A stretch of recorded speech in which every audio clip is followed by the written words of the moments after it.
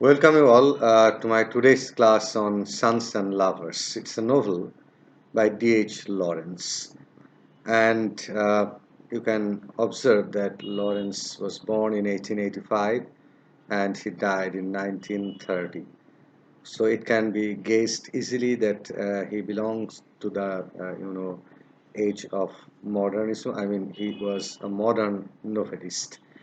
And other than D.H. Lawrence, the modern novelists who are famous, so who were famous, are basically Joseph Conrad, E.M. Forster, and there was James Joyce, Virginia Woolf was also there. And you have their texts in your syllabus as well. Now, if we discuss the themes, the major themes of modern novels and the style of writing in modern novels, then certain things emerge. Firstly, if we go for the theme that what are the themes of modern novels, it doesn't mean that the themes are common for all the novelists or themes are similar to the novels of all the novelists. It's not so. But the major themes that surface in the novels of these writers are basically, you can say, the psychological state of mind became very important for the novelists. This is one. Secondly, we also see that colonial atmosphere, environment, and reality was also very important for the modern novelists. And you have definitely noticed it in the novel, Passage to India by E.M. Forster and Heart of Darkness by Joseph Conrad. So you can easily gauge that colonialism or imperialism was also a very popular theme among the modern novelists. And the one I started with, I mean, psychological analysis was also very, important theme for the modern novelists. And if you read the novels of James Joyce, for example, Portrait of the Artist as a Young Man, or Ulysses.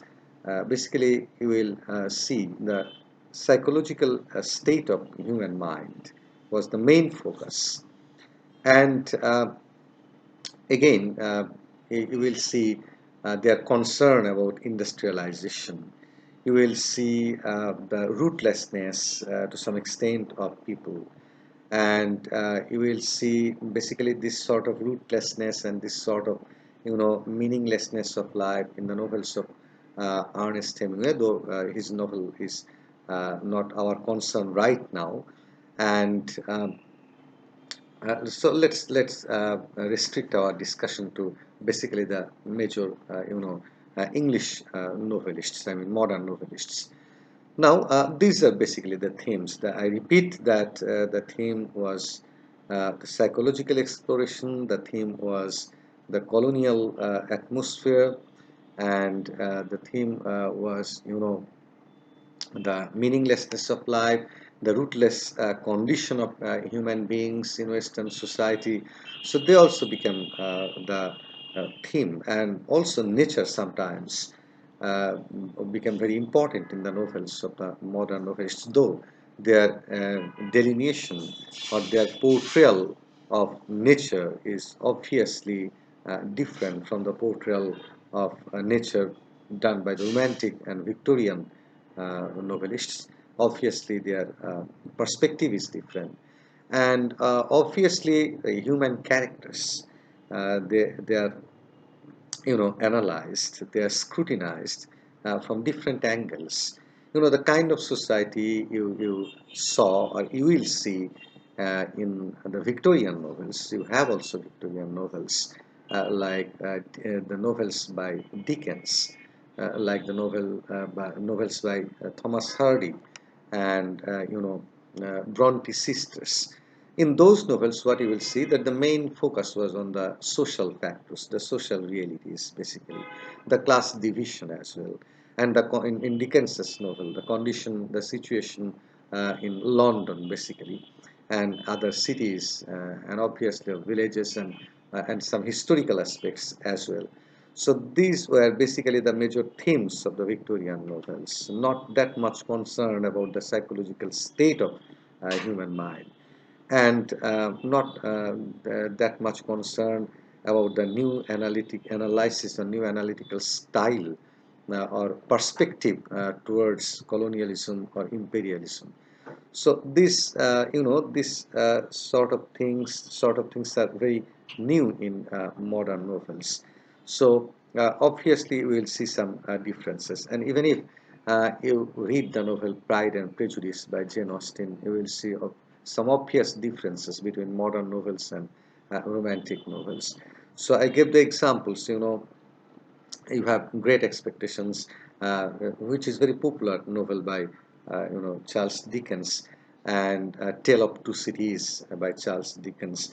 So when we read these novels by Charles Dickens, we see the social realities or political realities or historical facts as well of England basically, and some other countries of Europe, basically focused on England and London. And when we read the novels by Thomas Hardy, his concern was basically the class division and feudalism and the betrayal by the lords to the farmers and to the common people, as you see in Tess of the D'Urbervilles. And when you will read the novels by Bronte sisters, I mean Charlotte Bronte and Emily Bronte, Jane Eyre and Wuthering Heights, Jane Eyre by Charlotte Bronte.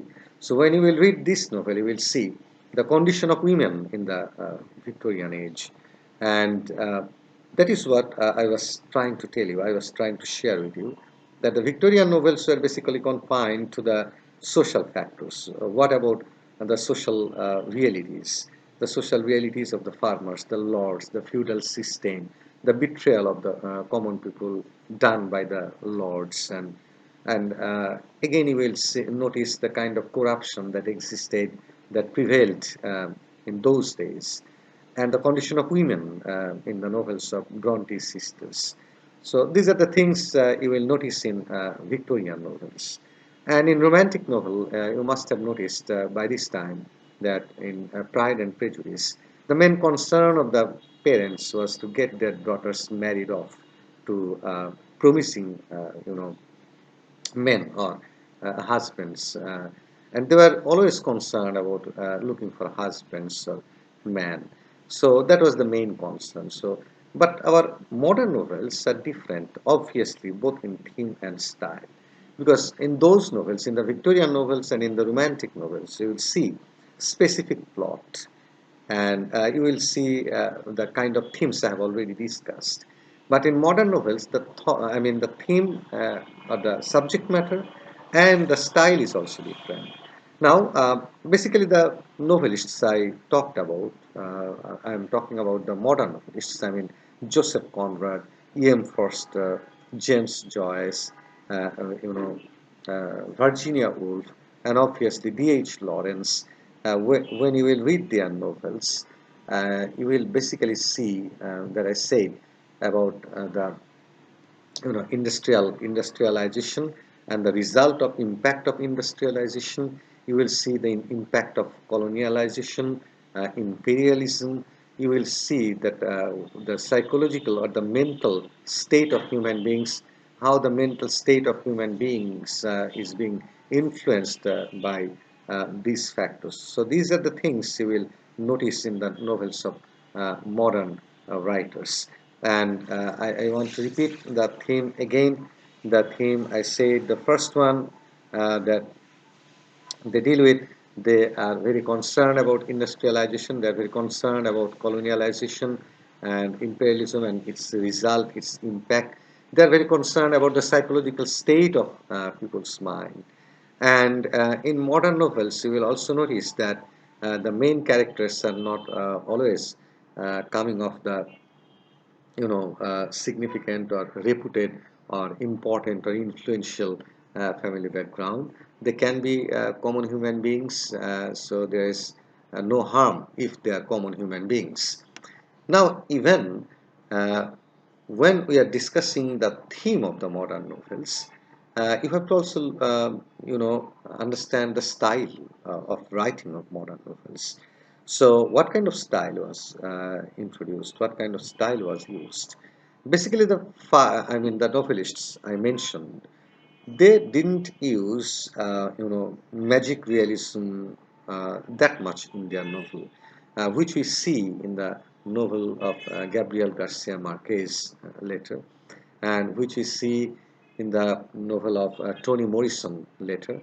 This sort of, magic realism technique is not that much present in the novels by these writers. But some of them used, stream of consciousness technique, like James Joyce, Virginia Woolf. They used stream of consciousness technique. And what is stream of consciousness technique? I discussed earlier when I taught Love Song of J. Alfred Prufrock, that stream of consciousness technique is basically it's a kind of device which is used in literature in different genre, where uh, plot, traditional plot is absent. That means starting, beginning, and middle, starting, middle, and ending. This sort of plot division, traditional structure of plot is absent because they deal with the psychological state of mind. And when a person deals with the psychological state of mind, naturally the structured plot or the traditional plot remains absent. And it is replaced by a stream of consciousness technique. That means how the mind works. The novelists, they try to explore, they try to paint, they try to portray the way mind works. So that is stream of consciousness technique, the way the mind of a person works. So it has been beautifully used by James Joyce, and it has been beautifully used by Virginia Woolf as well. But what about the novelists? What about D.H. Lawrence? And what about Joseph Conrad? What about E.M. Forster? When you will read a Passage to India, you will notice one thing, that when E.M. Forster, he focuses on the colonial situation in India, in British India, he also tries to explore the mental state of the colonized people and of the colonizers.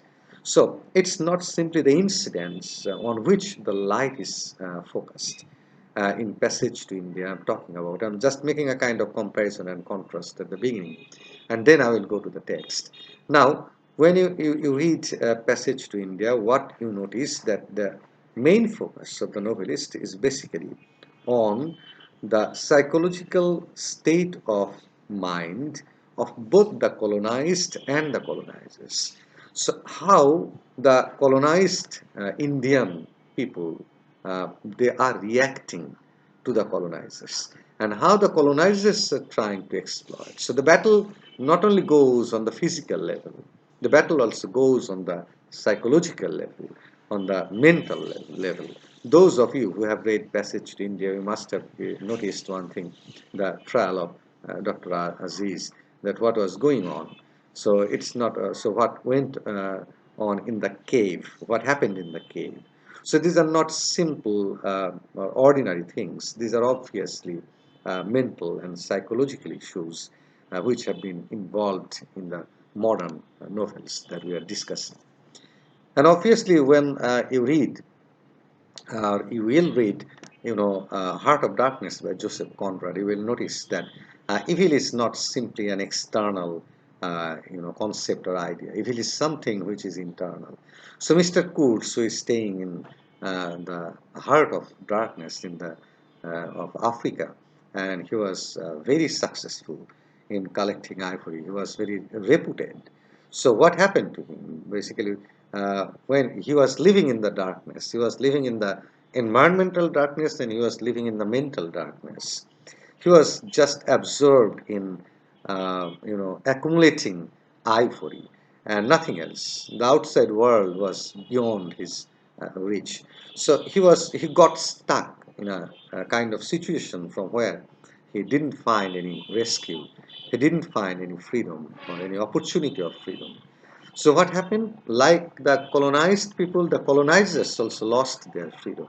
So you see that it goes on the psychological level. So Mr. Kurtz is a representative of the colonizers. He is a colonizer. But when colonization goes on, when imperialism goes on, it's not the uh, colonized people who only suffer, it's the colonizers who also suffer. And these sufferings in the psychological level have been beautifully portrayed by Joseph Conrad, that how he was almost transformed into an animal, not anymore a human being, that how he lost his conscience, how he lost his control over himself. So he almost became a symbol of evil himself. And he lost everything, his morality lost, everything is lost. And when he discovered that he has lost everything, he uttered the two words horror and horror.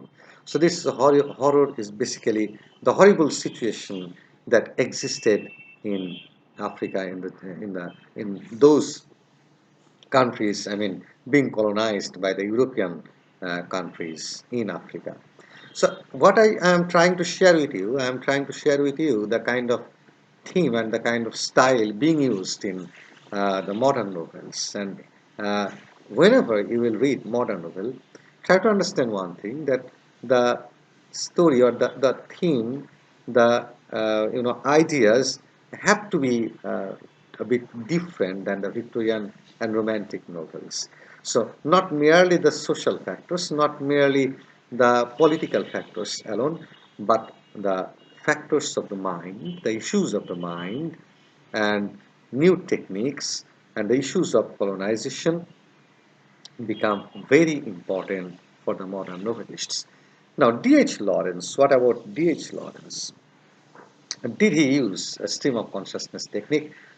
Did he use magic realism? Did he use other sort of techniques in his novel? Or what kind of technique he used in his novel? He used his own style. His style is, he was very spontaneous. So he maintained spontaneity in writing his novels. So naturally, when a novelist is very spontaneous, definitely he has got some romantic qualities in himself. So D.H. Lawrence, while writing the novel, he maintained a kind of spontaneity in his writing. So his spontaneity is his style. And another style or theme, whatever you say, is vitality, that he wanted to discover vitality in his characters. So, characters who lacked vitality, human beings who lacked vitality in their characters, D.H. Lawrence could not or did not appreciate them. What is vitality? Vitality means a person has to be full of life. So, Lawrence preferred vitality. Lawrence preferred spontaneity. And this preference towards vitality and towards spontaneity has been reflected in his novel. And which is why you will see there is plenty of description of romantic atmosphere in Lawrence's novel, which you will see in the Rainbow. Apart from Sons and Lovers, we will deal with Sons and Lovers. But apart from Sons and Lovers, you will also notice it in Rainbow. You will notice it in Women in Love. You will notice it in Lady Chatterley's Lover. So you will notice this sort of nature in all the novels of D.H. Lawrence. But one thing you must remember, another thing I must tell you about the subject matter of D.H. Lawrence's novel. Physical pleasures, the physical love, or sensuality is an important factor or issue in Lawrence's novel. So sensual pleasures was also very important for D.H. Lawrence, and for this reason, Lady Chatterley's Lover, it's a very familiar novel by D.H. Lawrence. It was banned for a long time, and it was banned for being accused of displaying obscenity. What is obscene, vulgarity. So, Lady Chatterley's Lover, a novel by D.H. Lawrence, was banned for a long time, being accused of displaying obscenity. So, you can guess that how much D.H. Lawrence was influenced by his preference towards showing or revealing or exploring or unveiling the importance, the significance of physical love. and physical pleasures and sensuality. So sensuality is present in D.H. Lawrence's novel. Spontaneity is present in D.H. Lawrence's novel. Vitality is present in D.H. Lawrence's novel. Nature is also present in D.H. Lawrence's novel. Nature is facing challenge in the industrial area is also present in D.H. Lawrence's novel. Now, mental health or psychological health and psychological environment or psychological, bent of mind is also important for D.H. Lawrence. Now, what we will see in Sons and Lovers, from all this perspective, if we look at this novel, Sons and Lovers, what can we expect? You can guess from the title of this novel, Sons and Lovers. So naturally, you will observe the presence of mother, I mean parents, and you will also see the presence of lovers. Because if you look at the first noun, sons, then the sons are definitely connected with parents. When you will say, you will utter the word son, naturally there is a connection with the word parents. So parents will be there, and lovers, that means girls will be also there. And when you will have the parents and the girls, and in between parents and girls, the sons, so naturally you can gaze a kind of atmosphere, a kind of relationship in which a man gets twisted, gets shaken by his relationship with his mother at one side and his relationship with his wife or girlfriend or lover on the other side. So it's a very critical psychological issue that Lawrence deals with in Sons and Lovers. He shows the tragic situation. He shows the pathetic situation of men or sons who become very nervous, who become very helpless in managing their relationship with their parents, basically mother and girlfriends at the same time. So it's a universal crisis. It's a universal, issue. It's not an issue that deals with only few people. It's an issue that deals with all the human beings of the world. Now, let's go to the novel, and I will discuss these things again and again. But let's start, and hopefully, I will complete Sons and Lovers in 4 classes, 4 to 5 classes. And I hope that you will stay with me.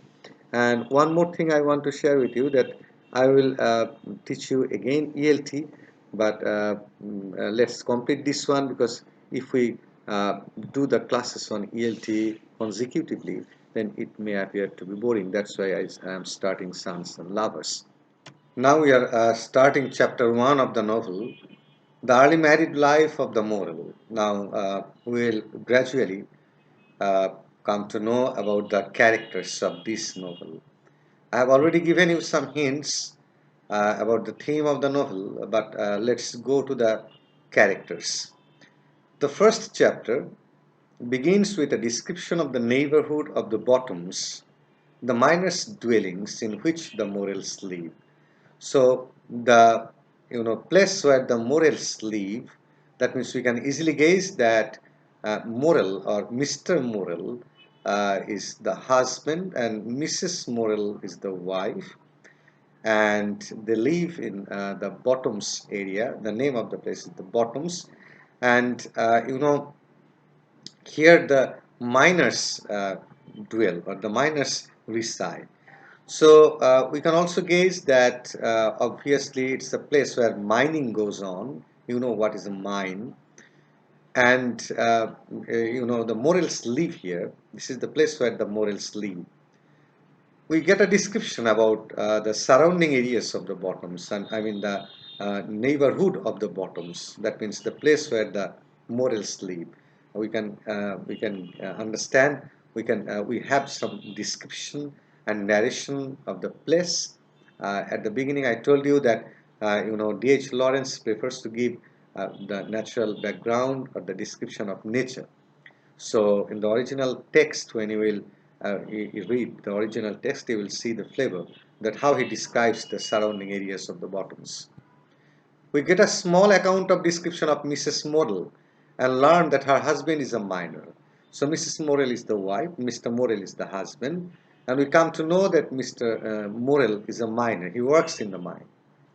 At this point in the story or novel, not story, novel, the Morel family consists of Mr. Morel and Mrs. Morel. So how many members are there in the family? We are now gradually coming to know about that. Mr. Morel, Mrs. Morel, and Mrs. Morel is expecting her third child. So already she has had two children. And William is the eldest one, age 7. His age is 7. And Annie, her age is 5. So Mrs. Morel has got two children, William and Annie, and she's expecting another. The first action of the novel begins 3 weeks after the Morels have moved into their new home on the day of the wakes. So again we come to know about a significant information that the Morels have changed their dwelling place. They have come to a new place as their residence. And they changed the place on the day of the wakes. Wakes is basically a kind of fair, a local fair. William goes up to the wakes in the morning. So we know that they have changed their residence recently. And William goes to the wake or to the fair and comes back at midday for dinner. And after spending some time in the fair, William comes back telling his mother to hurry so that he can return by the time the wakes begin again. There is a break in the fair, and William, after coming, requests his mother to hurry up so that they can again go and join the wakes. He runs up quickly when he hears the music of the merry-go-round. So merry-go-round is a very popular game for the children. It goes down. The horses they go round, not the original horse, the artificial horse. It goes round and round, and there's a kind of music. So in every park, I mean children's park, you will see this game or this ride. And William also enjoyed this ride very much. And Mrs. Morel texts Annie later in the afternoon. So they run into William and he shows his mother two egg cups he has won as a present for her. So William wins two egg cups and he shows his mother that these are the things. In the fair, there are different types of competitions, games. So William has won two egg cups and he shows this to his mother. So what we understand that William has a very good understanding with his mother and he is completely dependent on his mother. And the mother, instead of spending her time with her husband, because the husband is probably working in the mine, she's also spending time with the children. The three of them spend some time together at the fair. I mean, the mother and the two children, they spend some time in the fair. And William decides to stay after his mother and sister leave. But at one point, we see the mother and the sister, they leave. That means they go home. William stays alone in the fair, but he doesn't enjoy the fair. We learn later that he does not enjoy himself after his mother has gone. So when mother goes, William doesn't enjoy the fair. After the children, so that's how the novel starts. So the novel gives us some hints that the husband is Mr. Morel, he is a miner, the wife is Mrs. Morel, and there are two children, William and Annie. William is the eldest, he is 7 years old, and Annie is 5 years old. They changed their residence recently, and on the day of the wakes, William goes to the fair, and later he also takes his mother and sister to the fair. And afterwards, we see that when his mother and sister go home, he is alone in the fair. He doesn't enjoy the fair.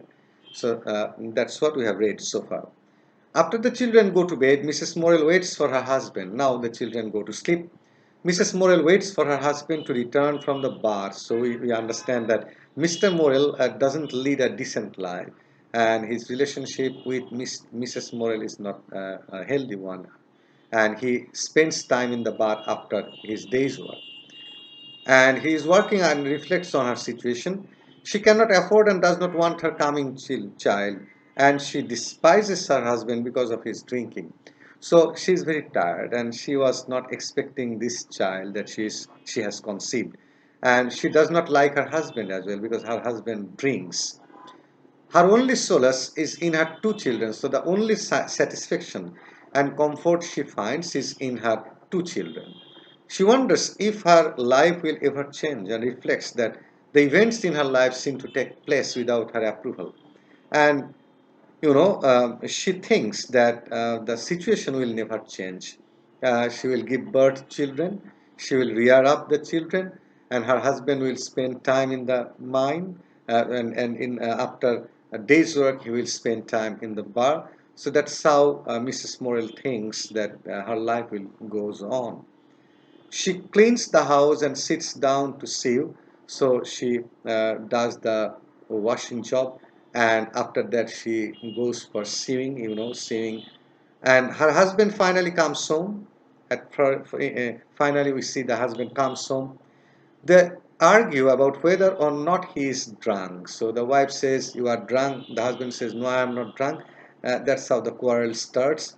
He shows her that he has brought gingerbread and a coconut for the children, and the husband shows that I have brought a gingerbread and coconut for the children, and she goes to bed, but the children are already in the bed, and the wife also goes to bed. The next part of the chapter fills in the background to the Morel's marriage, and we also come to know about the marriage of Mrs. Morel and Mr. Morel. It begins by describing Mrs. Morel, previously Gertrude Coppard, her upbringing in a poor family, and her friendship with a man named John Field, who gave her a Bible when she was 19, which she still keeps. So, from the flashback, we come to understand that Mrs. Morel had a kind of intimacy with a person, and that person gave or gifted a Bible to Mrs. Morel, and that person was not probably that kind of man who was interested in physical love. Rather, that man was interested in spiritual, connection. That's why he gifted a Bible to Mrs. Morel, and Mrs. Morel still keeps that Bible. The flashback shows her encouraging John Field to stand up for himself and go into the ministry, even though his father wants him to continue the family business. So, the person who gifted Mrs. Morel a Bible, that person's father basically wanted that person to be a family person, but that man instead went to the church. So, we can understand that even in the society, there are two types of people living. One type, obviously, who maintain family life. There is another type who go to the church. And Mrs. Morel had a kind of intimacy with this type of man who went to the church and who had gifted a Bible to Mrs. Morel, indicating that their relationship was completely spiritual. She claims that if she were a man, she would do as she liked. And Mrs. Morel thinks that if she were a man, she would also be free, and she would prefer to do whatever she liked. But since she was a woman, she was not able to do what she wanted. He tells her that being a man is not everything, and she has finally learned that lesson. And that person had also told Mrs. Morel that being a man is not everything. There can be human beings. Obviously there are men who cannot maintain or who cannot enjoy their freedom properly. So being a man will not provide you the opportunities in the society. You have to be a good person. And dear students, since we started our class on Sons and Lovers, and since this is the first class, so I want to stop here. We just started the novel. I told you the not the background. I gave you some ideas about the modern novels, and I hope that you will remember all these things. And in my next class, I will continue telling you the plot of Sons and Lovers, and at the same time, I will explain the significant issues of this novel and of every detail. So thanks for today's class. Thank you very much.